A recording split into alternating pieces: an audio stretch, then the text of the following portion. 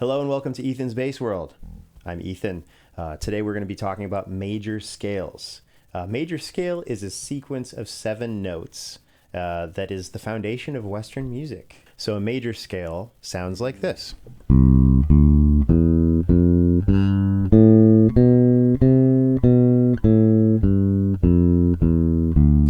How many times have you heard that sound in your life? It's a very happy sound. It has a very pleasant, peaceful, happy sound to it. You guys might be asking yourself, why do I have to learn my major scales?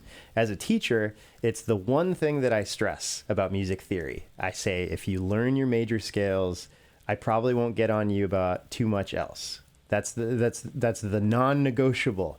If you learn your major scales, you can do anything else because everything else is a formula. So let me show you an example. So the C major scale that I already played for you, if you go on a piano, this video will make more sense if you know the notes on the piano first. So if you play from a C to a C, but you only play the white keys, C, D, E, F, G, A, B, C, that's a C major scale, right? Super easy. It's the easiest scale that we have. Now let's take a C minor scale, right? So instead of a happy C major sound, happy, it has more of a sad, somber sound, and it sounds like this. Now, if you want to figure out how to play a C minor scale, or just what the notes are in it, basically you take the third note of the C major scale, which is an E, and you make that an E flat. So you just take it down a half step. And then you take the 6th and 7th note and you also make those flat. So instead of A and B, you have A flat and B flat. So all together you have C, D, E flat, F, G, A flat, B flat, and C. Now, why do I show you this right now? Because we're talking about major scales. Why am I showing you this minor scale? I'm giving you an example of how I was able to use a formula to figure out this scale without thinking too hard, because I intimately know C major. I know those notes so well. C, D, E, F, G, A, B, C. I can say them so fast. Now, if you say I need the 3rd note, the 6th note, and the 7th note to be flat, that is so easy for me now because I know that scale so intimately. But as a teacher, what I'm asking you to do is do that 12 times. So you learn C major scale, you learn D, E, B flat, all the major scales, and it gets harder. So it starts easier, and as it goes along, it does get more challenging, but it's super important. If you want to understand music, it's super, super important. So let's actually play the C major scale on the bass. So we're going to start on the A string, and we're going to start on the 3rd fret, and that's a C right there. We're actually going to start with your 2nd finger. So with bass, your fingers go 1, 2, 3, 4, with 4 being your pinky. So you start with your 2nd finger on the C, and then you play the 5th fret with your pinky. So that do that again. 2nd finger, 4th finger. And then for the 3rd note, we skip up to this D string, the next string up, and we play with our index finger on the 2nd fret. So all together we have C, D, E, we have 2nd finger, 4th finger, and 1st finger. And then we go to the very next fret on that same string, 2nd finger, and then pinky on two frets up on the G. So far we have 2, 4, skip a string, 1, 2, 4. Now skip another string and go 1, 3, 4.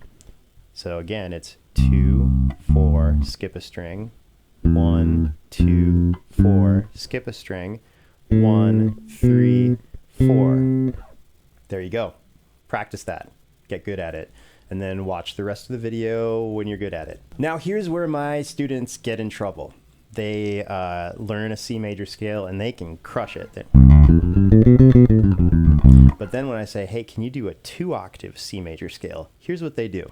And I'm not calling anybody out, but this is something that I did before I knew how to plan out my scales. So what they do is they play the scale up here, and then they they get to this C and they realize, oh, I have to keep going. And then their pinky's on this C, and then they just go pinky, pinky, pinky, pinky, pinky, pinky, pinky. And it looks horrible. And it sounds bad because it's very unsure and it's not confident and there's no precision to it. And that's what we want as musicians. You know, especially when you're taking lessons or you're watching videos, you want to be precise about stuff, because that way when you're playing a song or you're actually making music, you can use some of that precision to your advantage and things feel a little less clunky. So instead of playing the C major right here in this position, I don't like this position, especially for a 2-octave scale. It makes no sense because you have no range. But if you start the C down here on the 8th fret of the E string instead of the 3rd fret of the A string, then you can keep going. But I don't like that fingering because you don't have places to go with it. So what I do is I do that same fingering from before, 2, 4, 1, 2, 4. Instead of going 1, 3, 4, what I do is I go 1, shift, 1. So let me show you that again. 2, 4, 1, 2, 4, 1, 1, 2, 4, 1, 2, 4. And then you only have to shift one more time in the whole scale. 1, 3, 4. So altogether it's 2, 4, 1, 2, 4, 1, 1, 2, 4, 1, 2, 4, 1, 3, 4. And it's the same way on the way back down. 1, 1. So that is my favorite way to play a C major scale. There are a bunch of different ways. There's no way that's incorrect, but I will say there are ways of playing the scale that are silly. I think doing this, pinky, pinky, pinky, pinky, pinky, you don't want to do that.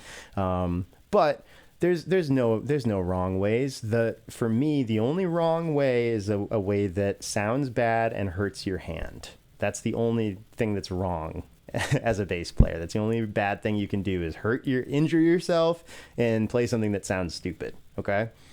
Don't listen to people that have too strong of opinions, because they're probably insecure.